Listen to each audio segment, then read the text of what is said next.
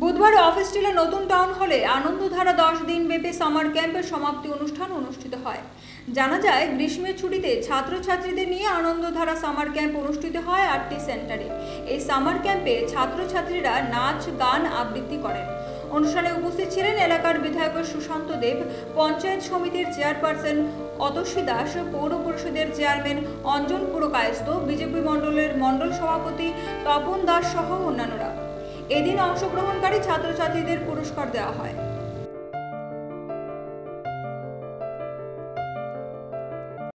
সেন্টারে এই সমাপনী অনুষ্ঠান করব, তারপর হঠাৎ করে ভাবলাম যে এই 10 দিনে যতটুকু শিখেছে কচিকাঁচা ছাত্রছাত্রীরা, আমরা একটা বড় মঞ্চ দেব, যেই মঞ্চে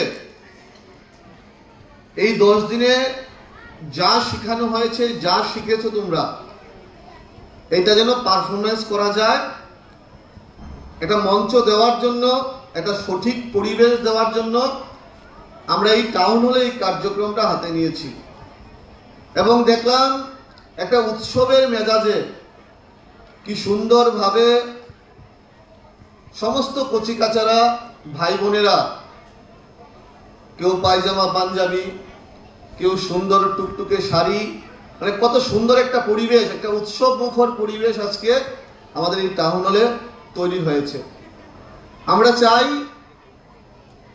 আমরা যেন আমাদের আগামী ভবিষ্যৎকে, আগামী প্রজন্মকে একটা সঠিক দিশা দিতে পারি, সঠিক পথ যেন দেখাতে পারি। আমরা এই কার্যক্রম হাতে নিয়েছি। সবাই তো রাজনৈতিক কর্মকাণ্ড নিয়ে ব্যস্ত থাকে, কিন্তু আমাদের আগামী প্রজন্মকে সঠিক একটা দিশা দেখানো, সঠিক একটা প্ল্যাটফর্ম দেওয়া, এটা কিন্তু করাটা অত্যন্ত প্রয়োজন। এবং মানসিকভাবে সুস্থ থাকতে গেলে সাংস্কৃতিক চর্চার বিকল্প নেই। আমরা দেখেছি আমাদের পার্শ্ববর্তী রাজ্য পশ্চিম বাংলায় একজন বোন, যেই বোনটা সম্ভাবনাময় ডাক্তার ছিল, যেই বোনটাকে কিছু নরপিশাচরা নৃশংসভাবে ধর্ষণ করে হত্যা করেছিল। এরকম কাজ কারা করতে পারে? যারা মানসিকভাবে বিকৃত, তারা এরকম কাজ করতে পারে। এবং আমরা যদি মানসিকভাবে আমাদেরকে সুস্থ রাখতে চাই, আমাদের সাংস্কৃতিক চর্চা করতে হবে।